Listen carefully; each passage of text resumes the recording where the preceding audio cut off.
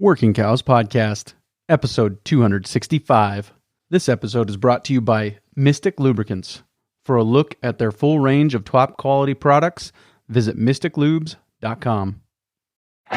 Welcome to the podcast that gives producers a platform to discuss and share paradigm-challenging practices.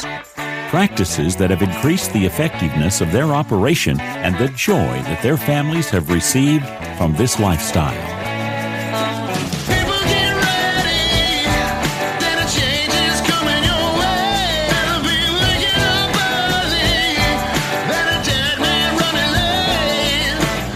Hi, everybody. This is Clay Connery, host of the Working Cows Podcast, powered by the Global Ag Network, and this episode is brought to you by Mystic Lubricants.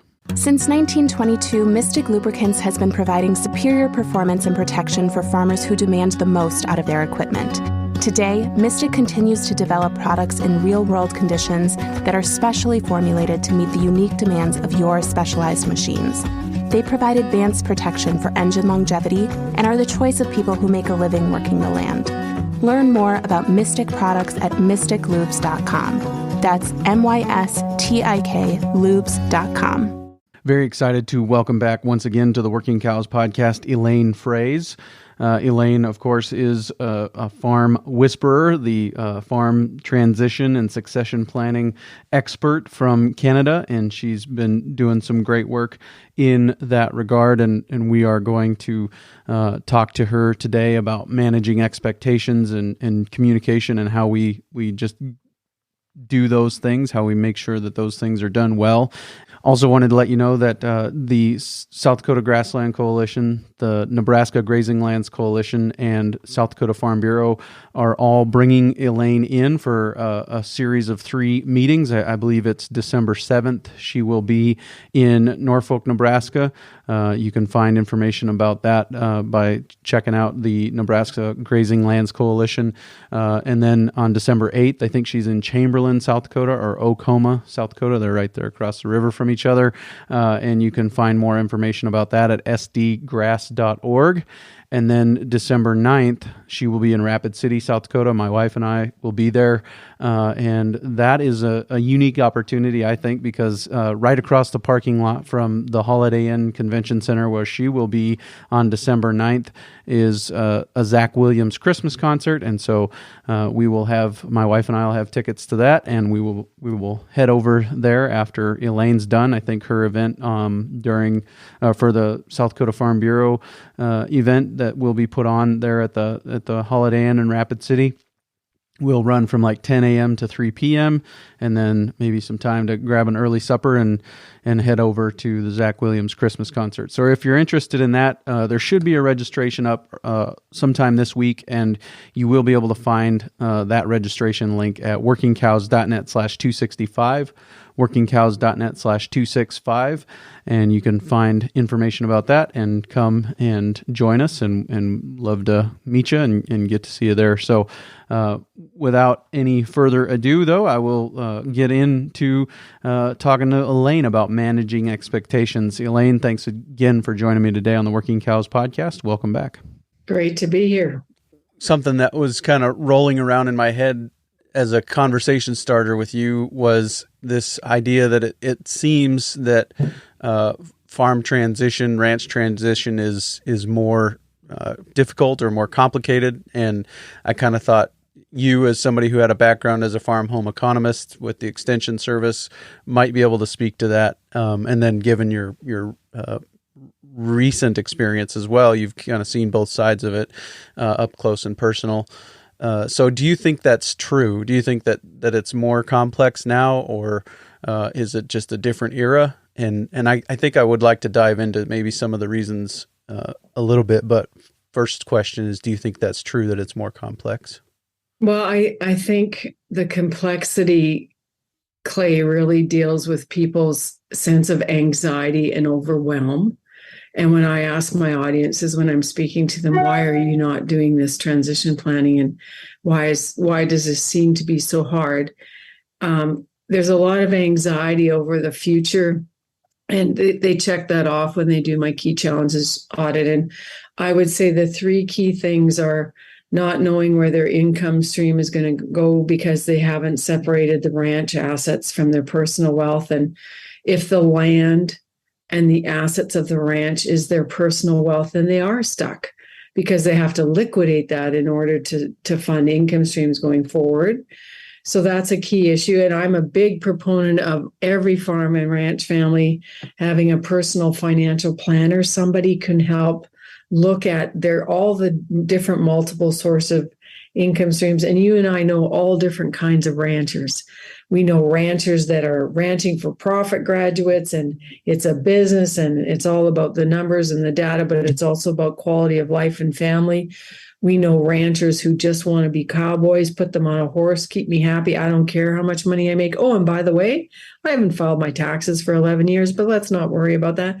We have this whole spectrum, right, of people listening to Working Cows. So I guess my main message is pay attention.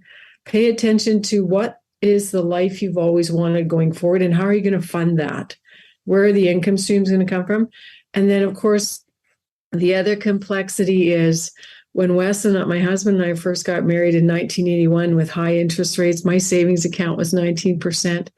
I have this saying, Clay, that was then, this is now. You don't get 19% on your savings accounts, but the quarter sections that we bought back in the 80s for $67,000 are now worth $500,000. And so you transpose that to your listeners, and everybody's looking at land that they can't afford to buy.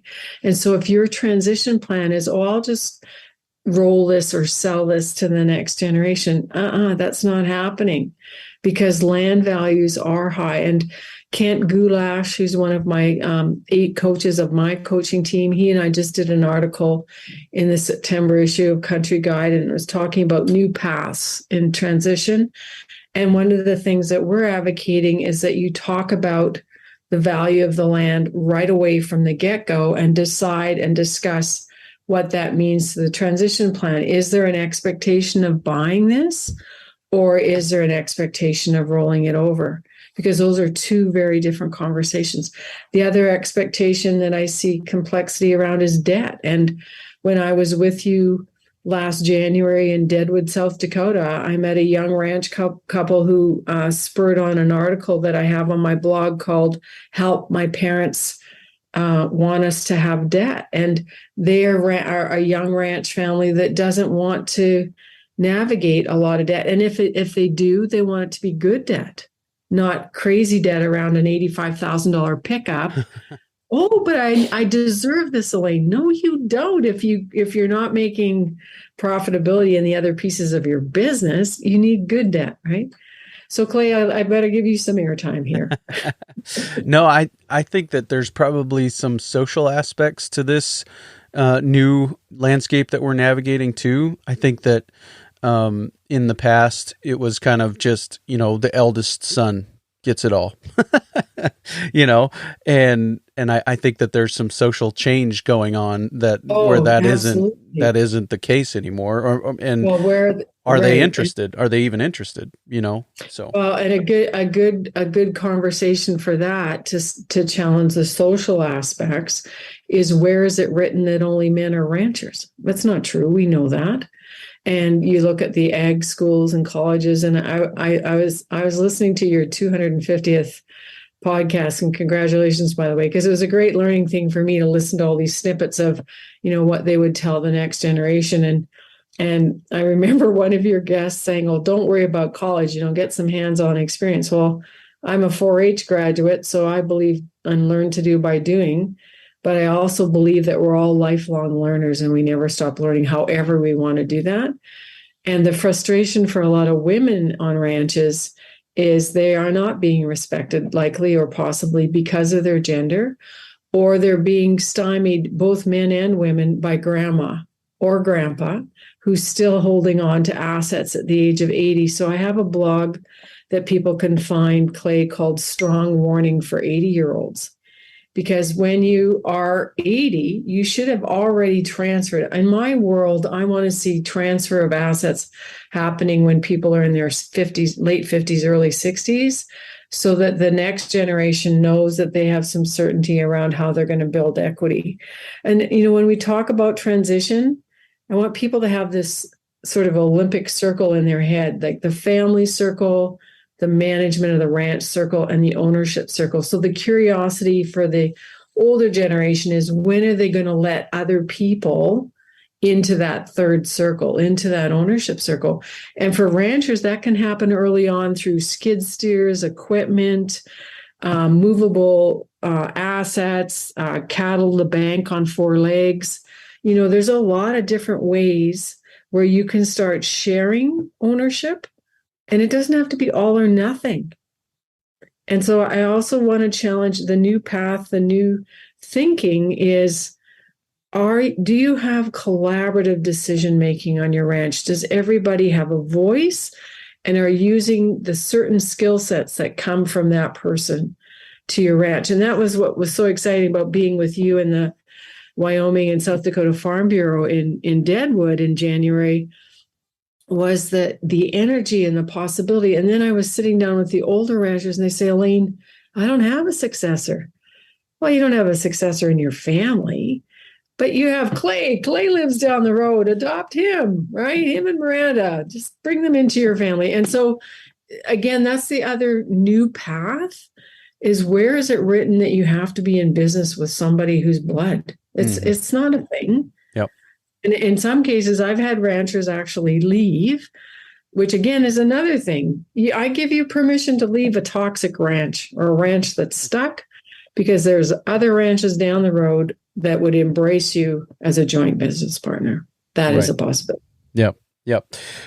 So just real quickly, somewhat humorous, but one of my favorite stories in the Bible is back to Samuel and when he was being dedicated to the Lord by Hannah.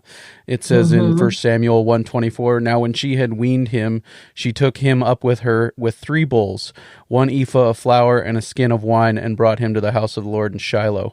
So this is a woman taking her small child and 3 bulls down the road by herself. So there you go. There's women in ranching in the Bible. I have so much experience chasing steers, Clay. I have a barbed wire scar on my left leg to prove it. There's some strong stockmanship skills there. So exactly. I appreciate that. But I think it would be helpful to your listeners if we gave them new language. So that was then, this is now. Yeah. Land prices have changed. It's not possible for you to buy land or as much land as you thought. Something, hopefully, yes. And again, the other thing I said about where is it written, right? And that challenges the thinking. Where is it written that this can't be this way, that women can't be involved, or that we can't be in a joint venture with a non-family member? And I have a ranch family right now, actually, in the States that I'm working with, where the mom is she's in her late 70s. And has a daughter who's kind of guiding and helping her. But she's very clear that the next opportunity for the land will likely be a neighbor who has proved himself to be a very good steward, right? That's the other complexity that I see when I work with American ranch families, and the ones in Alberta especially, is this deep pride of heritage, which is not wrong, but it keeps people stuck. Because it's all about the vision that they had, or great grandma or great grandfather or something. And my question as a coach, and this might be helpful in your family facilitation, is what is the story you're telling yourself? Are you going to be a failure if you sell this to a non-family person when no one else wants to be on your ranch anymore? Or is it an emotional tie? What is it that's keeping you from making the best decision for the life that you need at this point? And I think they're both sides of that, right? We managing expectations, right? We have to do that on both sides, because there's, I could name situations where there is the pressure from just the expectation that I absolutely am the next generation. I have to take over. And there's pressure there, but I don't have an interest in it other than meeting the expectations that are placed upon me. And then I think that that's a two-headed monster there, where the parents in that situation say, well, he's the next generation. We need to make sure he's able to take this over. And so they're under a set of pressures to make sure that he's able to take it over, and then the next generation's under a set of pressures to step into that role. When if we just pop that bubble, if we just asked a new question, where is it written?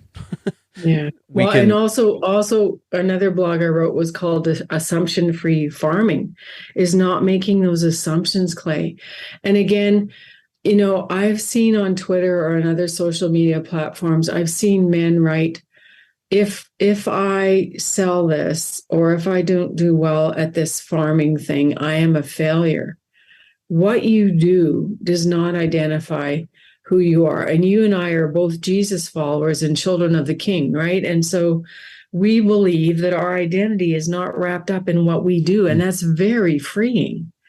And so I have a problem with you said managing expectations of 2 generations. Let's add the third, because in ranching, very often there's an 85-year-old grandfather, a 62-year-old founder or person who's doing a lot of the labor, man and wife. And then there's the next generation of the daughters and the sons who are in their mid-20s or approaching 30 who are going, Elaine, there's no hope for us here. There's no money. There's no ownership. There's no conversation. There's nada. There's just a lot of fencing to do, a lot of cows to chase, parade checks, and going up in the rangeland. And so people get really busy at working, but workaholics are avoidant of relationship, and they're avoidant of hard conversation. And that's why I'm coming to Nebraska and South Dakota in December to do those 3 workshops, because it's so important for people to know that they get to ask for what they need, and they get to explain why that's important. And grandma and grandpa can stay living at the ranch, but they don't have to own everything. And they also can share ownership, and they can also talk about the what if. Like, what if the health changes? I have another ranch family right now that's living with a grandma who has very, very hard health issues around dementia. And I know that that's not uncommon. Yes, and so you mentioned the coming series of meetings, and is it December 7th, 8th, and 9th? Is that right?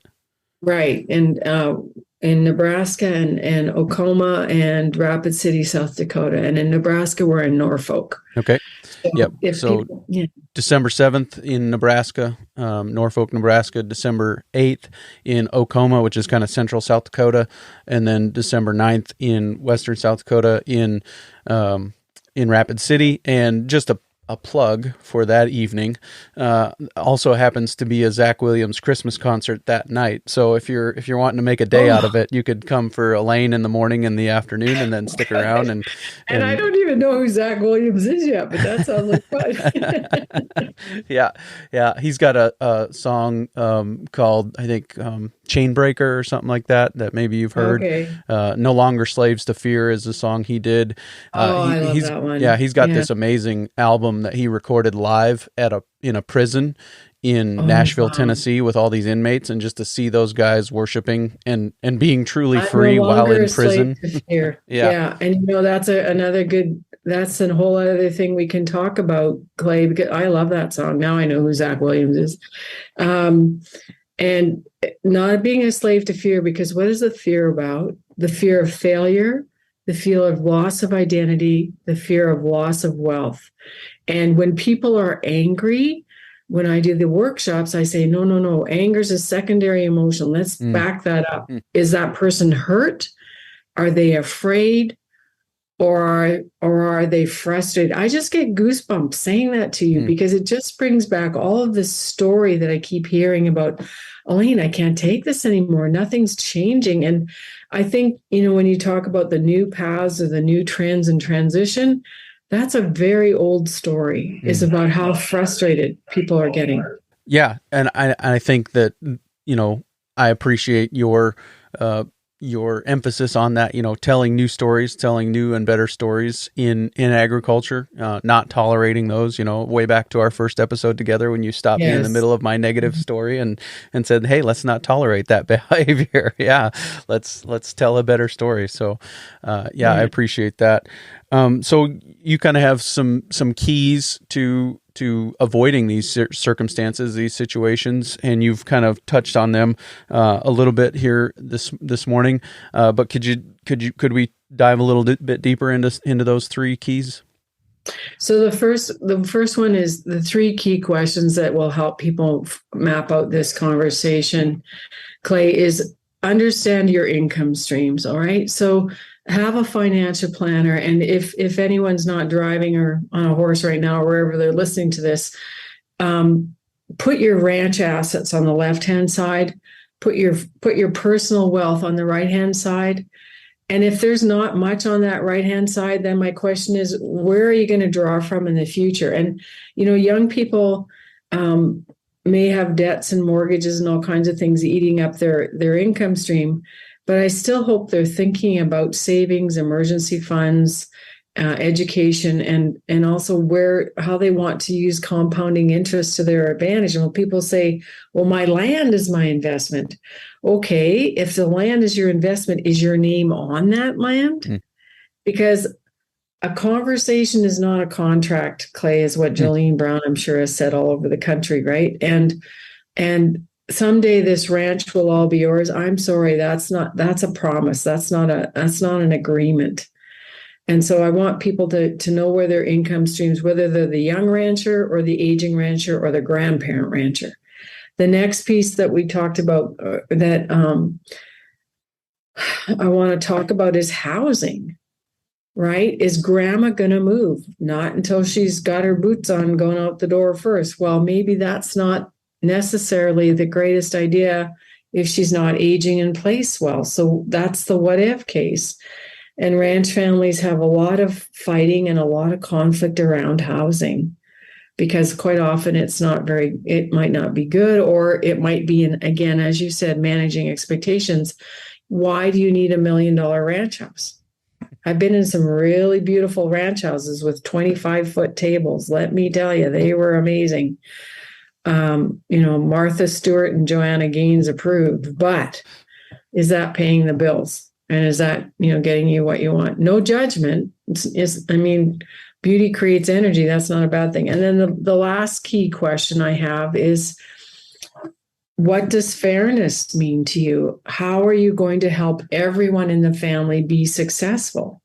And what if said son or daughter says, no, I want to be an engineer in Cummings or Montana or somewhere. I don't want to be the next generation of this ranch. And I've met, when I was in Montana last March, I remember this young guy who drove 3 hours to get to Glasgow to our event, and he, was still negotiating with an 80-year-old father whether or not he could get his name on the land, and he was a consultant. And so that's the other thing in ranching. We have lots of people with dual careers, Clay, and at some point they have to choose because they can't do it all, or maybe they have to do it differently. And so there's another whole question about what do you need to be successful? And for this young guy who I remember, he said, Elaine, I just need agreements written. I just need security. And so one of the big fears is how to decrease your anxiety as a young rancher over the uncertainty of the future, Clay, because there's nothing written down that protects you or your loving spouse or your children. And that's not a great place to go to bed at night. Right. And yeah, go ahead. Well, I just think that people are not having these conversations because they're so afraid. But what's the alternative? Leaving your family in chaos? What's so much better? What's better is to do the work with guidance. And you're here. We've got you've got over 260 podcasts now of all kinds of great information to help guide people. We have farm family coaching, which is the work I do. There's lots of resources for people to not have to do this themselves or not have to be alone. Where is it written that it's a good idea to do it yourself? It's not. Yeah. Yep. And I think that, part of what inspired this conversation is that sometimes people get stuck at just the phase of even starting with a meeting, Yes. And I think that's kind of goes back to that social thing of the past of either it was, like you were talking about, the appreciation of land values meant we didn't really need to have every I dotted and every T crossed financially, and or the social realities of, the eldest son gets it all. And so we don't really need to have a meeting to decide any of this. And so we're kind of in a new, this is today, right? Deal with today.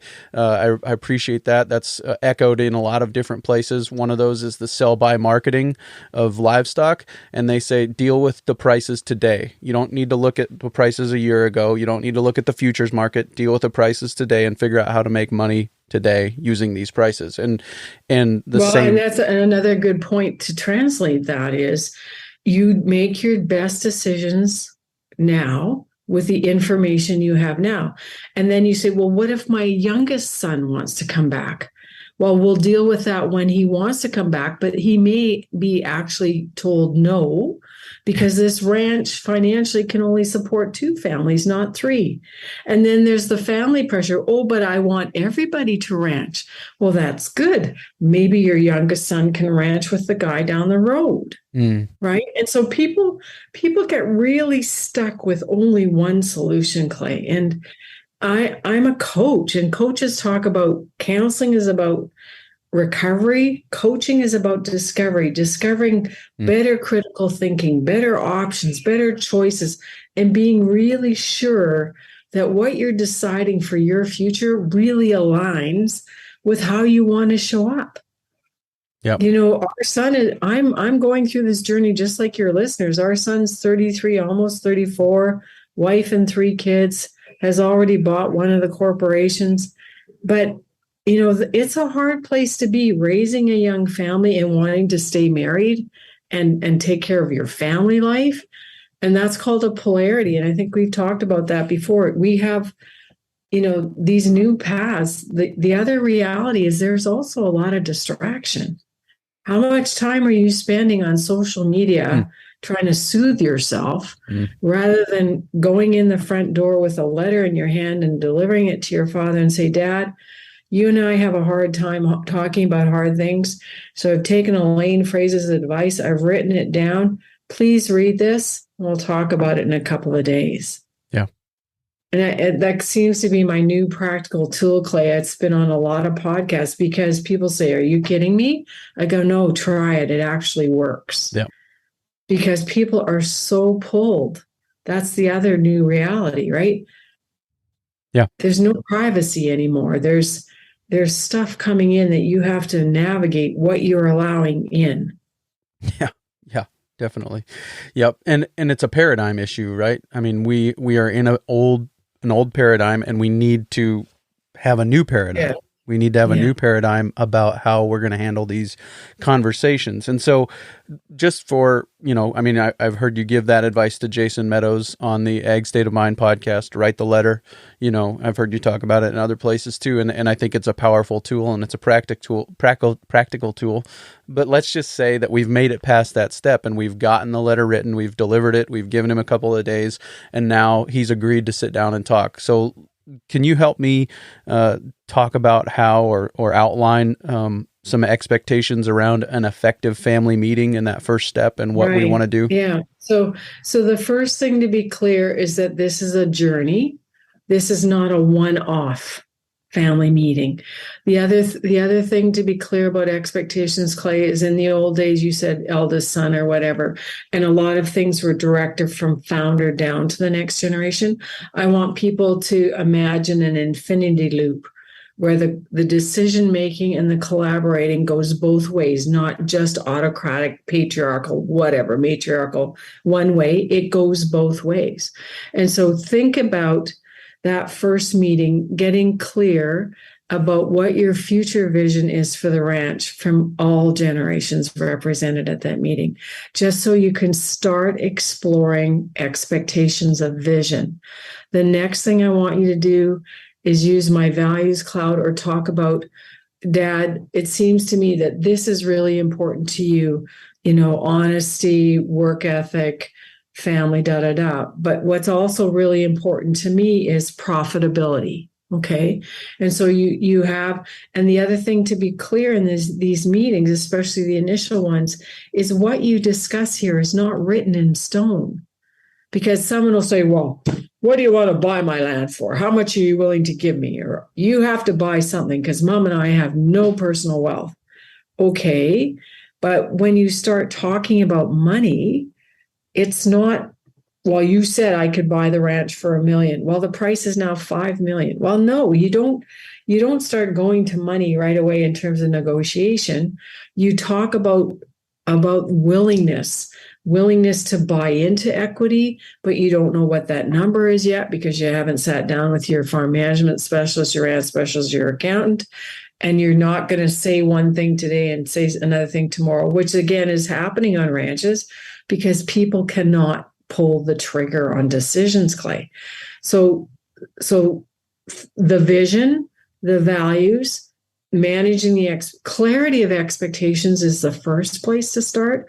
Then the next conversation or in that day, by when. So that it becomes around timelines. So Dad, I'm just curious, how much gas do you have in the tank to stay ranching? Son and daughter, I think I have about 3 years left, and then I really want to pull back. I have other things I want to do. And I'm thinking of this rancher from Nebraska. He's in his plaid shirt. You're in a plaid shirt today, Clay. I have to get some plaid shirts. And he's got his belt buckle on, and it's all good. And he says, Elaine, I just want to give away books and encourage people. I said, great. I said, how much do you want to work on the ranch? He said, well, only when I'm needed. And it was a very, that's the other thing, Clay, is for the older generation to start building out what life looks like beyond the ranch or at the ranch plus. And then the last piece of this first meeting is, are we committed to this? Are we, and who is going to, you should not leave that first family meeting until you know for sure who is going to be the driver or the accountability to make the next meeting happen. Because you've just started a journey. It's like you're filling up at this gas station right now with all these great ideas, but who's going to make sure that we don't run out of gas and get to the next station for the next meeting that needs to happen? The other thing that I would encourage families listening to this is to reach out to me and ask for my binder tabs, because you also need a place to be organized. And I like people to have a binder with their wills or their business vision and their debts and their financial plan or lifestyle plan and how they, and a place to keep notes of what they discuss at these meetings. And you don't even have to write it down with a pen, for Pete's sake. If you had a flip chart, you could take pictures of it on your iPhone. And if people will go to farmfamilycoach.com, it's my website. But if they go to Farm Family Coach on YouTube, you can just look on my YouTube channel. I do actually have a video on how to have a family meeting. But the point is to get out of your head and get your ideas on the table without judgment.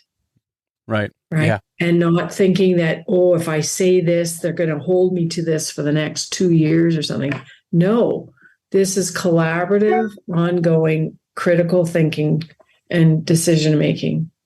Yeah. Yeah. And I think it's something, again, it kind of what you've alluded to, it takes practice, right? I mean, this isn't something that we've got a lot of experience doing in agriculture, but it's become necessary, whether it was in the past or not. We're dealing with today. It is necessary today.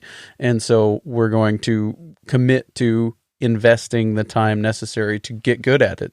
Right? Rather than just saying, that was uncomfortable, I didn't like it, it wasn't fun. I'd rather rope and doctor a calf. Or pull one. Right, or pull one, whatever. I'd rather do a long list of things before I do that again. So I'm not going to try it again. And again, if it's scary because of anticipated conflict, Clay, there's also a term in coaching called getting ready. And you get ready by being clear about what you personally want.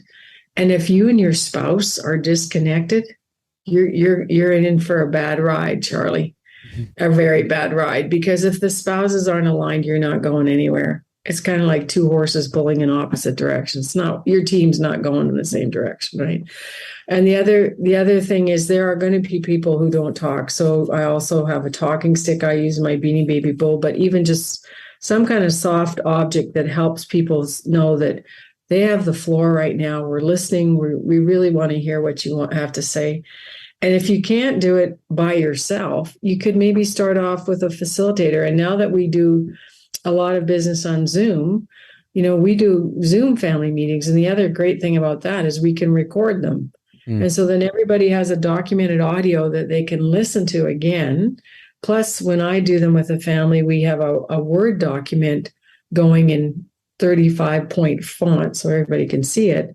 And that just helps people understand, where are we in this conversation? Because if you're a linear thinker and you like things logically A, B, C, D, family meetings are going to take you for a ride because they aren't linear. You have no idea. And for some people, that's exciting because that's discovery. For other people, that's terrifying, right? Yep. Because what's going to be brought up that I'm not prepared for? And I need to be prepared. And so you have permission for me as a coach to say, I can't tell you the answer right now, Clay, to that question, but I'll get back to you tomorrow by noon. Because some people are not going to be able to answer everything that's put before them. Right. And I think you mentioned the video that you have. It'll be up at the show notes page for today, workingcows.net/265. Workingcows.net/265 is the show notes page for today. And we'll have links to farmfamilycoach.com and Elaine's YouTube channel with the family meeting video on there. But are there some tools that you recommend? I mean, like I learned in the Ranching for Profit School the 6 Thinking Hats tool, where you've got, we're not dealing with the negative side of this. We're dealing with the positive side now. We're dealing with the facts now. We're not dealing with the positive side. Are there some tools like that you take people through, or that you recommend as far as just helping people, and the mission and vision setting part of that seems important as well? Yeah. Well, another tool on the conflict side, Clay, would be the conflict dynamic profile. And that's another getting ready piece that we coach families with, because it's an online tool that you can purchase on my website for $35 US, 55 Canadian. But what it helps you see what your good behavior is in terms of, are you able to create solutions? Are you able to express your emotions? Are you able to reach out? But here's the key. Are you able to put yourself in the other person's shoes, say the mom or the dad who's aging, or the grandparents, or dad, do you remember what it felt like when you owned your first quarter? Oh, yeah, that was awesome. I was 21. Well, that's the problem. 21-year-olds now cannot buy a quarter section of ranch land, right? So those conflict tools, Clay, I think make your family meetings stronger in terms of understanding, hey, Charlie, you haven't been very good at listening about the other person's perspective. Could you just kind of ask again or confirm what you just heard? And it's helping people practice better communication, Clay, because every farmer that reaches out to me says, Elaine, I suck at communication. It's really poor, blah, blah, blah. I say, yeah, you're not good yet. I always say not yet, because I'm a firm believer that everybody can get better. And the other thing is the power of questions. So, and the phrase, I'm just curious, Mom, why is it so hard for you to think about leaving the ranch house when you and Dad are no longer the main managers of this ranch? And she might say something like, well, because I won't have space to host everybody for Christmas when you all come back. Or the flip side of that would be, I am ready to leave next weekend, but Dad is never leaving. So I have to choose him or me. And that's not a decision I'm willing to make. And so the whole idea of, and Clay, we haven't talked about divorce, but that's another huge fear. And it's not divorce of the young generation. It's the gray divorce. The average age of divorce now in Canada is 46. And the median age of marriage divorce, I think, was 32 years. Wow. And those are quite surprising statistics to people who assume it's only the young people who get divorced, because that's not true. And again, that's another difficult conversation when one partner of the marriage and the ranch couple wants to get away from all the activity, and the younger couple wants to be where all the chutes are set up and the infrastructure and the water and everything, because they want to be close to the action, because they want the young kids to be closer to the mom and dad, right? So you can see how these conversations are interesting. So you need to come to the family meeting, like you said, with a mind of, what am I going to learn and what am I going to need to process here? And and to put some concrete timelines on, yes, I will make the appointment with a financial planner, because mom and I need to know that we have enough income as we age. And we don't expect you to buy everything, but we actually do expect you to buy something. So you need to go to Farm Services or your bank of choice, Farm Credit, to figure out, what are you good for as a young couple? And then the spouse looks at me and says, do you mean we have to go into debt? Yes. Actually, we won't be given everything here. That's not how this works. This is a business. Yep. So you can see that this family and I would suggest, time-wise, Clay, for practical reasons, have it after lunch when you've had a good meal, when you're not hungry.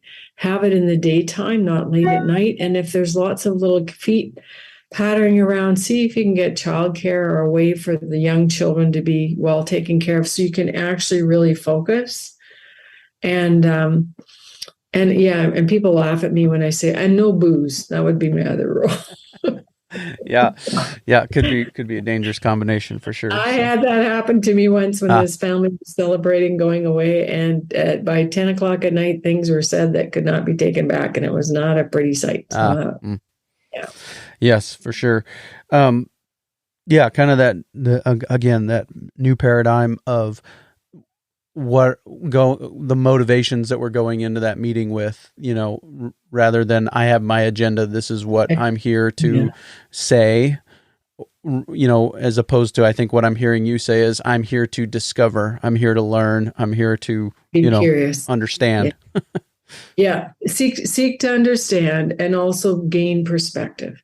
I'm working on a new online course called Getting to the Table, and my 3 key points is, get your approach clear, know what you want to bring to the table, work on your communication skills and how you converse and share your intent. And in conflict resolution, you've seen me say this: intent, action, effect. Nobody can read minds. So another saying I have is, love does not read minds. So you ask powerful questions, and you ask them with grace and respect. And you say, I'm not trying to bully my way in here. I don't want to come across.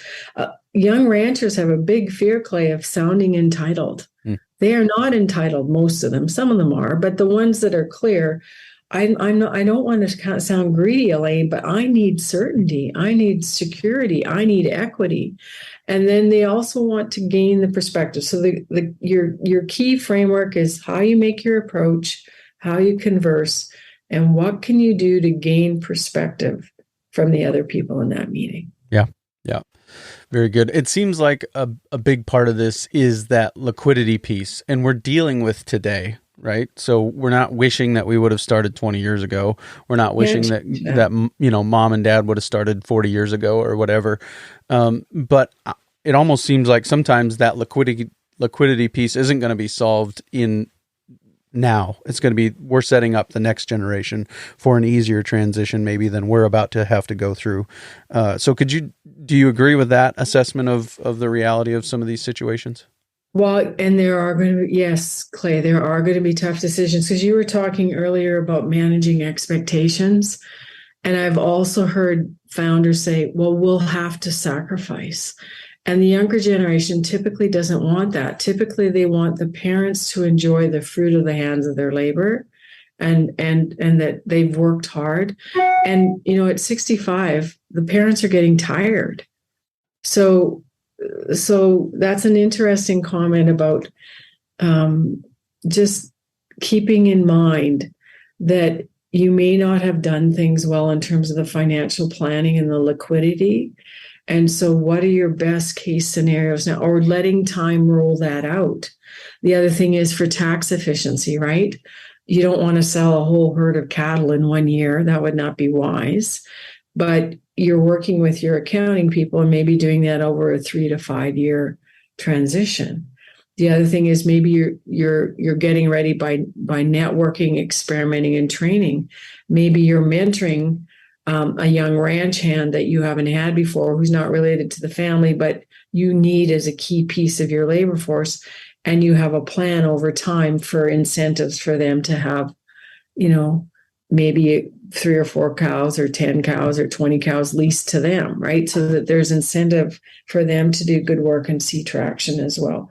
So that whole financial piece, that's the beauty. Wish I would have bought stocks in Apple 20 years ago or something, or wish I would have bought that quarter section from Uncle Charlie 20. Well, that's woulda, coulda, shoulda. Woulda, coulda, shoulda thinking is not helping.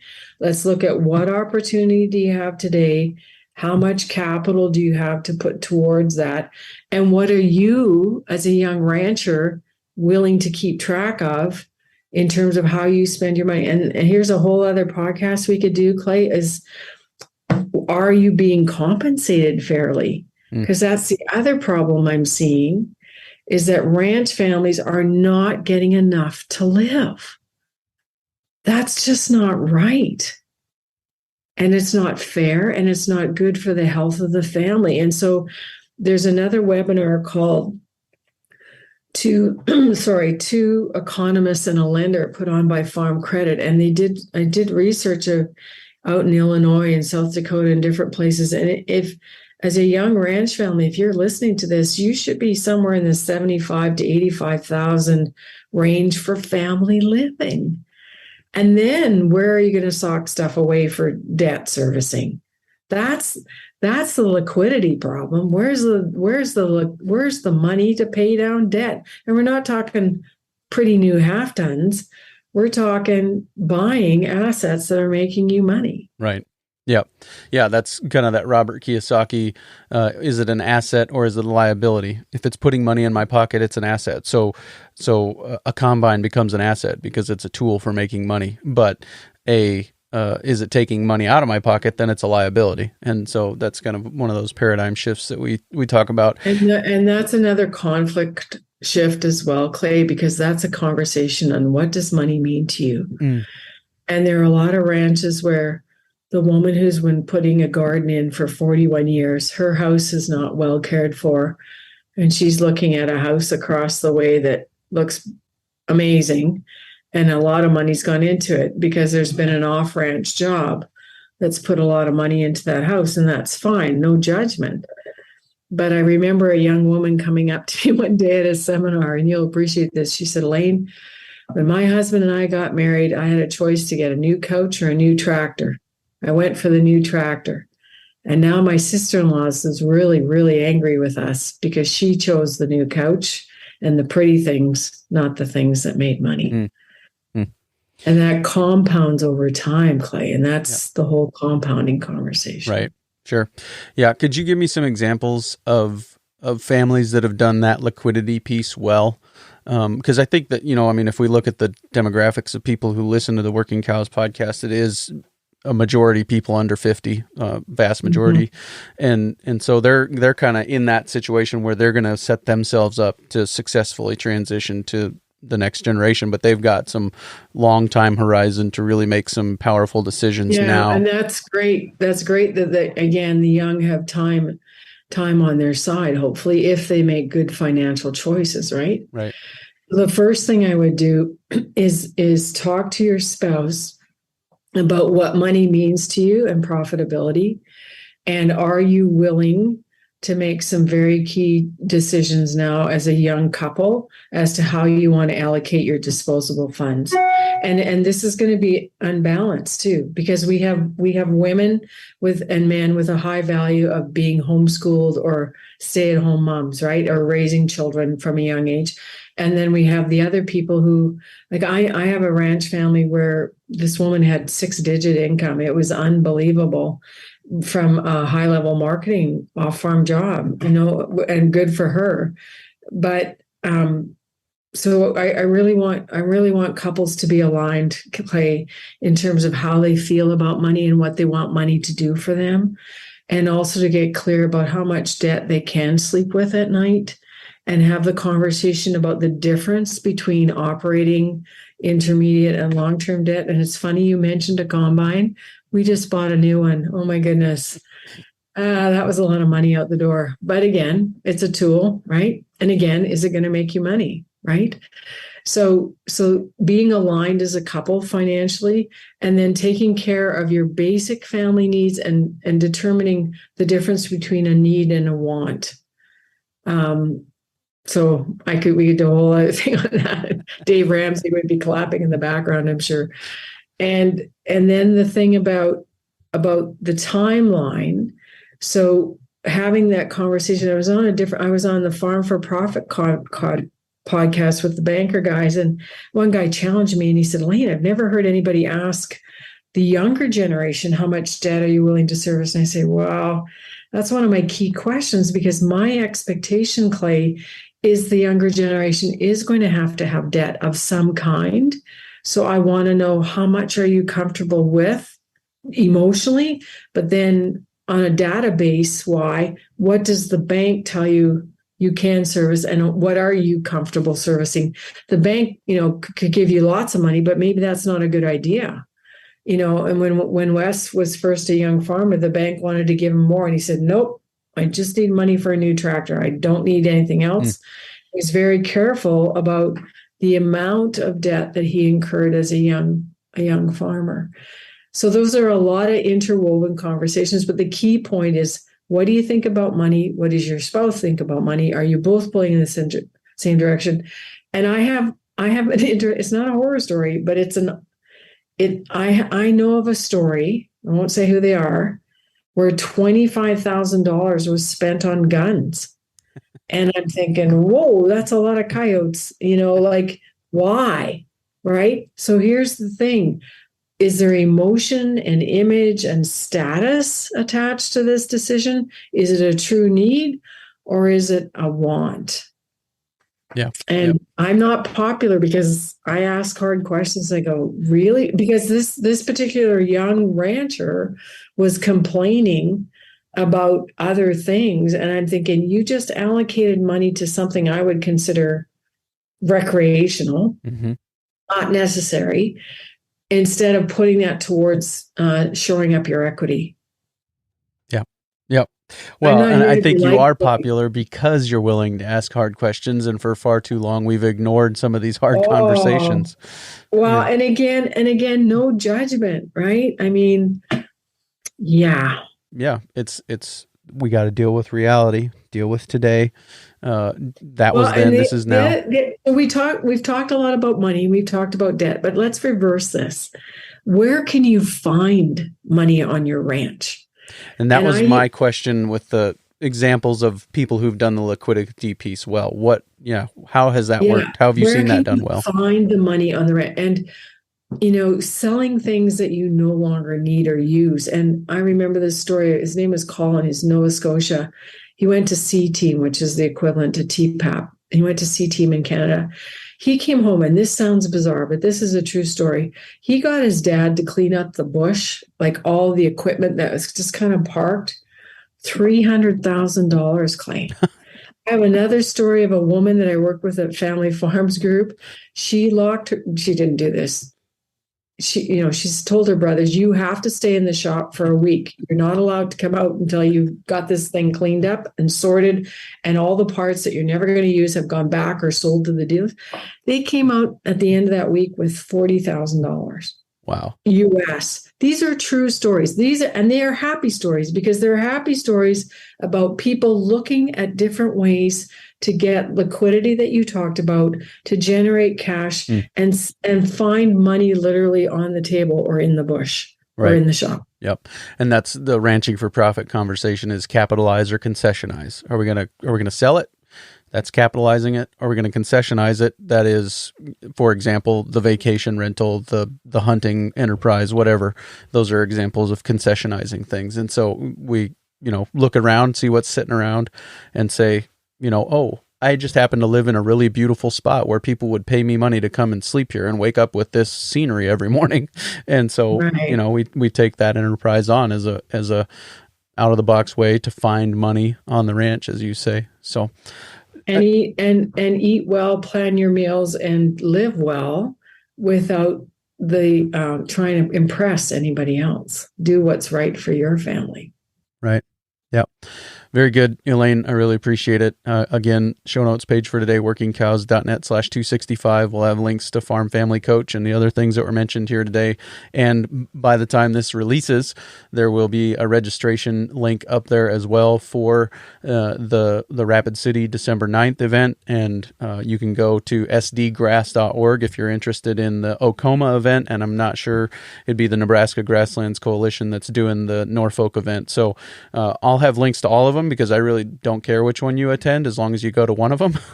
and I just want to see people get the help that they need to succeed in these things. And I just want to mention too, Clay, when you come to those seminars, your questions will be texted privately to, so you can ask me absolutely anything you want and no one will know. And that keeps you safe and respected, and hopefully a great learning experience for everyone. Yep. And there were some very personal questions asked in Deadwood, and I really appreciated the way you handled that. So I think it's a good opportunity. So encourage you guys all guys and gals, all to find a way to get to one of those events if you can, and get that conversation started. And my last request is to pray for good driving weather. Are you driving all the way? No, I'm flying into Lincoln, Nebraska, but there's 3-hour gaps between each seminar in terms of driving. So I'm really praying for good driving weather. All right. We will join you in that prayer. Elaine, thanks again for your time today. Great to be with you, Clay. Thanks so much. Very good stuff there, as always, with Elaine. Always appreciate her perspective and the expertise that she brings, and just the wealth of experience and the way that she's seen so many different scenarios play out, and kind of her wisdom that she has acquired over the years of working with families on these issues and these projects. So very much appreciate that. Also do want to note that I'm leaving on an elk hunt here in a couple of weeks, and so the episode that's scheduled to drop December 14th, you should get that. It should be scheduled, but you probably won't be able to go and find it on the workingcows.net's website. You'll have, if you are used to downloading it through the workingcows.net website, you might have to go over to Global Ag Network, and usually on the front page there, about halfway down, it says featured this week. You can click on the Working Cows podcast logo there, and it'll take you to the page with the Working Cows podcast. And I think you click on podcast episodes and you can find it there. So if you aren't able to find it where you usually think it should be at workingcows.net and the show number, you can go over to globalagnetwork.com and find it there. So if you notice that on November 14th and you can't find it there, it is available on globalagnetwork.com if you aren't used to getting it through a podcast catcher. But gives me a good opportunity to remind you that you can subscribe for free through many different avenues, whether that's Apple Podcasts or Spotify, or going to a podcast catcher like Castbox, or there's so many of them now, Podcast Addict, or any of those. So you can subscribe there so that you don't have to go to the website and download it, and it will come right to you as soon as it drops every time. So friendly reminder there to subscribe for free on Apple Podcasts or Spotify or Google Podcasts, or wherever you like to get them. I try to have them everywhere and available, but as soon as it hits the feed, it shows up there, so you don't have to go through all the hoops. So just a reminder there.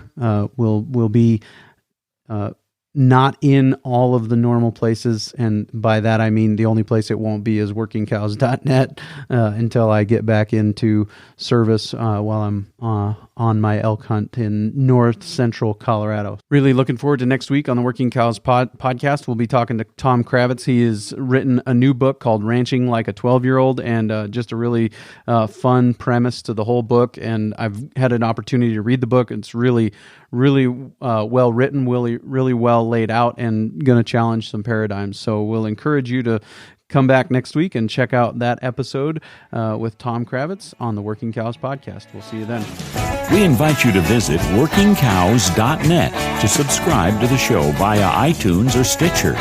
You'll also find detailed show notes pages, resources from our guests, and the industry leaders who have influenced them. For more ideas on putting your cows to work for you in a more profitable way, tune in next week.